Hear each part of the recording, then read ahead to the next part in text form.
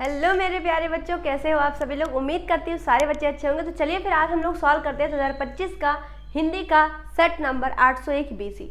इसमें सारे एमसीक्यूज हम लोग हल करेंगे और जो बच्चे 2026 में बोर्ड परीक्षा की तैयारी करने वाले हैं, उनकी तैयारी शुरू हो जाएगी, उनको भी ये वीडियो देखना और देखना है कि कैसे हमारे प्रश्न आते हैं।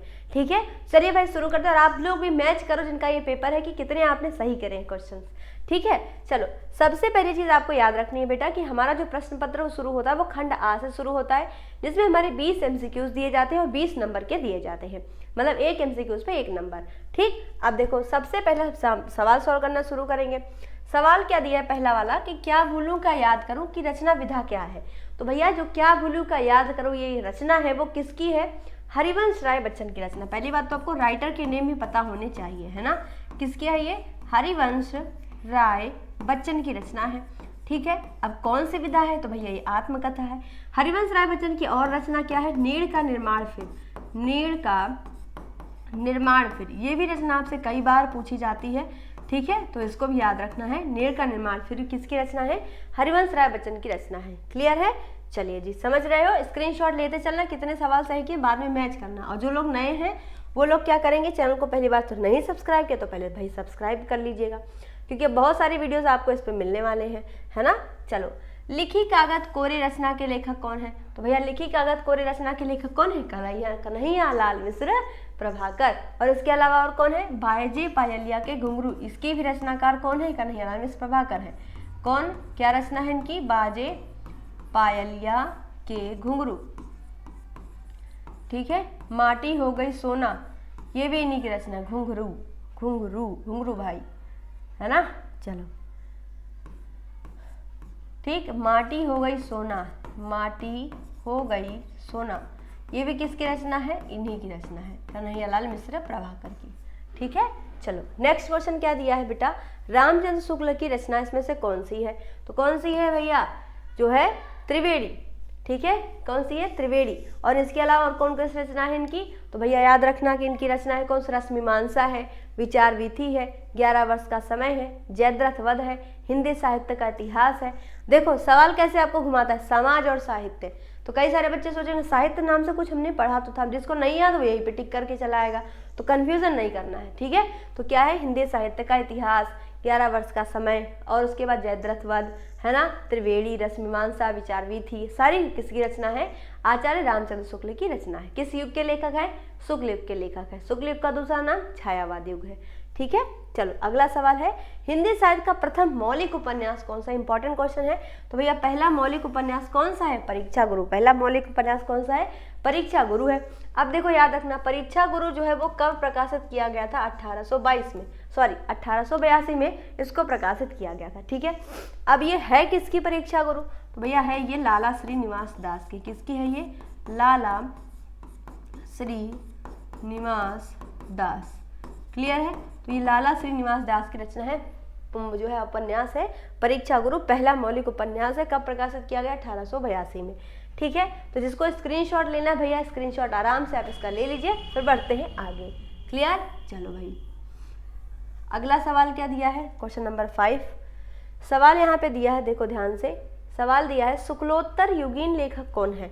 शुक्लोत्तर युग के लेखक तो कौन है भैया? डॉक्टर हजारी प्रसाद द्विवेदी। कौन है?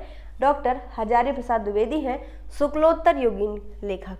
ठीक है, अब देखो शुक्लोत्तर युगीन लेखक में डॉक्टर हजारी प्रसाद द्विवेदी के अलावा और कौन से लेखक इसमें आते हैं? तो भैया देखो विष्णु प्रभाकर आते हैं, है ना। कौन कौन है? विष्णु प्रभाकर है। ठीक है, इनका भी नाम आपको याद रखना, विष्णु प्रभाकर भी यहाँ पे इसके लेखक हो जाएंगे। ठीक है, विष्णु प्रभाकर के अलावा याद रखेंगे यशपाल भी है ना। कौन है? यशपाल भी है। और कौन है? इलाचंद्र जोशी भी है। तो इन सभी का नाम आपको याद रखना, इलाचंद्र जोशी। क्लियर है, चलो आगे बढ़ेंगे। अगला सवाल है रीतिबद्ध काव्यधारा के कवि कौन है? तो भैया याद रखना रीतिबद्ध काव्यधारा के कवि पूछे जाए तो कौन है? मतीराम है। इसके अलावा मैम कौन से क्वेश्चन आते हैं इस पे?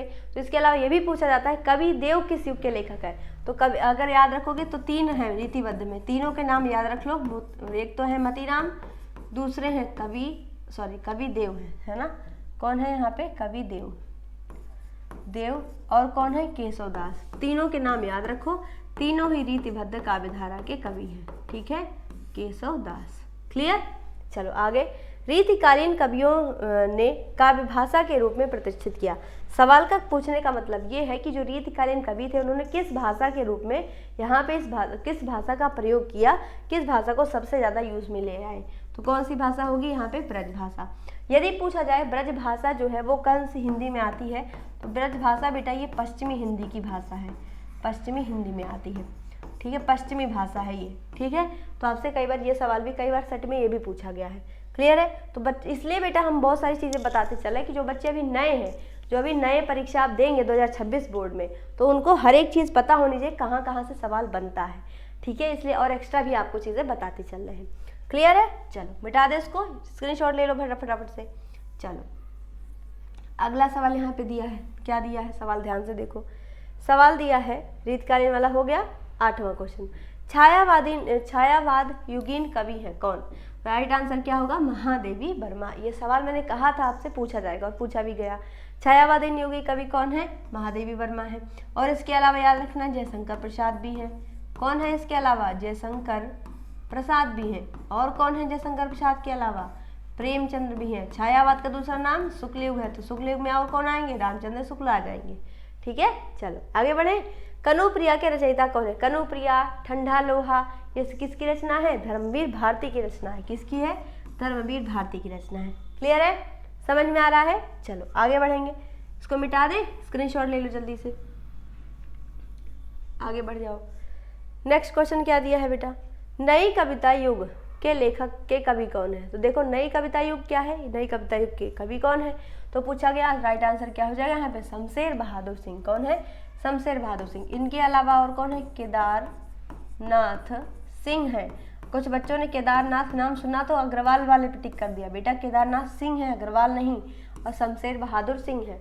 इसके अलावा यदि मान लो और पूछा जाए तो याद रखना मुक्तिबोध है। कौन है, मुक्तिबोध है। और कौन है, धर्मवीर भारती भी है। तो इनका नाम भी आपको याद रखना है, मुक्तिबोध। कौन है, मुक्तिबोध। और कौन है, धर्मवीर भारती, धर्मवीर भारती, ये भी हैं। तो इनका भी नाम आपको याद रखना है। क्लियर है, स्क्रीनशॉट ले लीजिए जल्दी से। नई कविता युग के लेखक शमशेर बहादुर सिंह, केदारनाथ सिंह, मुक्तिबोध, धर्मवीर भारती, चारों के नाम आपको याद रखने हैं। क्लियर। अगला सवाल, 10 देखो 10 क्वेश्चन हो गए। 11 नंबर क्वेश्चन आप देख रहे हो, ये ग्रामर का, हिंदी ग्रामर व्याकरण का है। तो ज़रूरी नहीं, देखो 10 क्वेश्चन आपको ज़रूरी नहीं है कि 10 आपको हिंदी ग्रामर का मिले, 10 नए गद्य पद्य से मिले। कुछ भी नंबर ऊपर नीचे हो सकता है, इसमें मैं कुछ नहीं कह सकती, ठीक है। चलो आगे देखेंगे। हास्य रस का स्थायी भाव क्या होता है, हास होता है। राइट आंसर क्या हो जाएगा, ऑप्शन नंबर ए हो जाएगा। यदि बोलोगे शोक, तो ये शोक किसका स्थायी भाव है, तो ये करुण रस का स्थायी भाव है। किसका स्थायी भाव बेटा, करुण रस का स्थायी भाव क्या होता है, शोक होता है, याद रहेगा। नेक्स्ट क्वेश्चन, जहां उपमेय में उपमान की संभावना व्यक्त की जाए। उपमेय क्या होता है, जिसकी तुलना की जाए, और उपमान क्या होता है, जिससे की जाए। तो जिसकी संभावना जिस वस्तु से की जाए, तो वो कहाँ, कौन सा अलंकार होता है, वहाँ होता है उत्प्रेक्षा अलंकार। कौन सा अलंकार होता है, उत्प्रेक्षा अलंकार। नाम याद रहेगा, वेरी गुड। चलो स्क्रीनशॉट ले लो।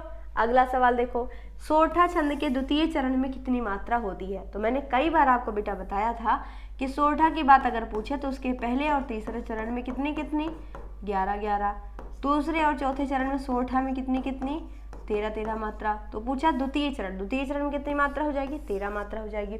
सोरठा का उल्टा क्या होता है, दोहा होता है ना। और दोहा के याद रखना, दोहा के पहले और तीसरे चरण में 13 मात्रा, दूसरे और चौथे चरण में 11 मात्रा होती है, ठीक है, याद रहेगा। देखो दोनों एक दूसरे के उल्टे हैं कि नहीं है ना। चलो याद रहेगा, स्क्रीनशॉट ले लीजिए जल्दी से, आगे बढ़े भाई। अरे बेटा 1 मिनट, चलो क्लियर है। चलो बेटा आगे बढ़े। नेक्स्ट क्वेश्चन देखो, सवाल क्या दिया है, उपहार शब्द में प्रयुक्त उपसर्ग कौन सा है। क्या पूछा है, उपहार शब्द में प्रयुक्त उपसर्ग कौन सा है। तो देखो ध्यान दो, उपहार लिखा है, तो यदि उपसर्ग पूछा जाता है तो उपसर्ग हमेशा कहाँ लगता है, शब्दों के आगे लगता है, ठीक।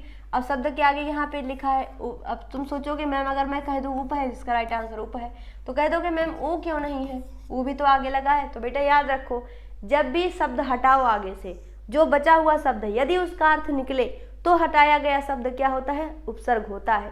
यदि बचे हुए शब्द का अर्थ ना निकले तो हटाया गया शब्द उपसर्ग नहीं होता। जैसे कि अगर ऊ हटा दो तो क्या बचा? पहाड़ बचा। क्या बचा? पहाड़। तो क्या इसका कोई अर्थ है हिंदी में? नहीं है। लेकिन यदि उप हटा दिया तो क्या बच गया? हार बच गया। तो हार का अर्थ होता है, हार का हार गले वाला हार भी होता है और हार जीत वाला हार भी होता है। तो दोनों यहाँ पे क्या हो जाएगा? Right answer. तो उप यहाँ पे क्या है? उपसर्ग है। बोलो आया समझ में? और प्रत्यय कहाँ लगता है? शब्दों के पीछे लगता है। क्लियर? अगला सवाल देखो, त्रिभुवन में कौन सा समास है? क्या पूछा है? त्रिभुवन में कौन सा समास है? तो देखो भैया, यदि आपको दिया जाए कहीं भी संख्या, जैसे कि लिखा है यहाँ पे पंचवटी है ना, चौराहा, ठीक, नवरात्रि, तो जहाँ पे भी क्या आ जाए? संख्या आ जाए। देखो नवरात्रि में 9 आ रहा है, चौराहा में 4 आ रहा है, पंचवटी में 5 आ रहा है, त्रिवेणी में क्या आ रहा है? 3। 3 वेड़ी, 3 धारा का समूह, तो 3 संख्या आ गई। तो जहाँ पे भी ऐसा हो, कहाँ कौन सा समास हो जाएगा बेटा? द्विगु समास। कौन सा समास होगा? वहाँ द्विगु समास होगा। हम लोग को देखो अभी 2026 की तैयारी बहुत अच्छे तरीके से करेंगे, बहुत बेहतरीन तरीके से करेंगे। बस आपको चैनल सब्सक्राइब करना है, ज़्यादा से ज़्यादा वीडियो को शेयर और लाइक करना है, ठीक है। चलिए जी आगे बढ़े। अगला सवाल क्या है? ओष्ठ का तद्भव क्या होगा? तो ओष्ठ का तद्भव, तद्भव माने होता है हिंदी, तो ओष्ठ का हिंदी पूछा गया तुमसे, क्या हो जाएगा? ओष्ठ का हिंदी ओठ हो जाएगा। बोलो आया? क्लियर है? तो इसी तरीके से हम लोग को रटना नहीं पड़ता है। आप रेगुलरिटी से मेरे साथ जुड़े रहोगे तो बेटा आपको कुछ भी रटने की जरूरत नहीं पड़ेगी, सब सीधा सीधा ऐसे ही आपको आ जाएगा, बिना किसी सोच के, बिना किसी टेंशन के, ठीक है। टेंशन लेके नहीं, आराम आराम से मस्त तरीके से पढ़ना है। क्लियर है? चलो आगे बढ़े। अगला सवाल, चलो देखो, सवाल है युष्मत शब्द के सप्तमी एकवचन का रूप क्या है? तो युष्मत का सप्तमी एकवचन क्या है? त्वयी है। क्या है ये? त्वयी है। राइट आंसर क्या होगा? ऑप्शन नंबर बी होगा। नेक्स्ट क्वेश्चन, अर्थ के आधार पर वाक्य के कितने भेद होते हैं? 8 भेद होते हैं। ये वाला क्वेश्चन मैंने जो है स्टडी पावर क्लासेस, हमारा यूट्यूब चैनल है, वहाँ पे लाइव क्लासेस में और भी इस सेशन में मैंने पढ़ाया था। लेकिन आपको क्या करना, जिन लोगों ने study power classes YouTube channel नहीं सब्सक्राइब किया है उसको ज़रूर सब्सक्राइब कर लो, और अभी भी इसी जिस चैनल पे आप ये वीडियो देख रहे हो उसको देखते रहो, क्योंकि चैनल से जुड़े रहोगे तो बहुत सारी चीज़ें आपको इस बार मिलने वाली हैं, ठीक है। चलो जी आगे बढ़ेंगे। नेक्स्ट क्वेश्चन क्या दिया है? सवाल है छात्र द्वारा विद्यालय में खेलने वाला कौन सा वाच्य होगा? तो याद रखना बेटा कौन सा वाच्य होगा? ये कर्मवाच्य। तो पूछा गया है तो क्या हो जाएगा? द्वारा हो जाएगा। क्या हो जाएगा यहाँ पे? छात्रों द्वारा विद्यालय में खेला जाता है। कर्मवाच्य का मतलब क्या? जैसे इंग्लिश में एक्टिव पैसिव पढ़ा है, तो वहाँ पैसिव जब बनाते हो तो ऑब्जेक्ट पहले रखते हो, सब्जेक्ट की जगह रखते हो कि नहीं, और सब्जेक्ट को कैसे जोड़ते हो? बाई से जोड़ते हो। वही सेम यहाँ पे भी है, बस कोई अंतर नहीं है, सिर्फ आपको हिंदी में दिया है वो इंग्लिश में होता है, ठीक है ना। चलो आगे बढ़े। अगला सवाल, वे अभिकारी शब्द है जिसमें पुरुष, लिंग, वचन, कारक आदि के कारण परिवर्तन नहीं होता, उन्हें क्या कहा जाता है ना। कोई भी जो अभिकारी शब्द होगा उसमें पुरुष, वचन, लिंग के आदि के कारण उसमें अगर चेंजमेंट नहीं हो रहा तो उसको क्या कहते हैं? अव्यय पद कहते हैं। क्या कहते हैं उसके? अव्यय पद कहते हैं। यानी option number C is the right answer. अब ये सेट पेपर जिसका था 801 वाला, अब बताना भैया कितने सवाल तुमने सही किए थे, ठीक है, मैच करना। और हाँ, जो लोग अब की बार 2026 में बोर्ड परीक्षा देने वाले हैं वो लोग लगातार हमसे जुड़े रहेंगे, क्योंकि इस बार आपको बहुत अच्छे अच्छे कंटेंट मिलने वाले हैं जिससे आपकी तैयारी बहुत ही बेहतर होगी, ठीक है। तो ज़्यादा से ज़्यादा वीडियो को लाइक शेयर करना है, और अगर आपको अच्छा लगा, वीडियो हेल्पफुल लगा है तो ज़रूर एक प्यारा सा कमेंट कर दीजिएगा। और हाँ, वीडियो को लाइक शेयर जरूर करना, और चैनल पर अगर पहली बार आए तो चैनल को ज़रूर सब्सक्राइब करके जाना, ठीक है भाई। चलिए फिर मिलते हैं किसी अन्य वीडियो में आप सभी के साथ, तब तक के लिए आप सभी से राधे राधे, जय श्री राम, जय महाकाल।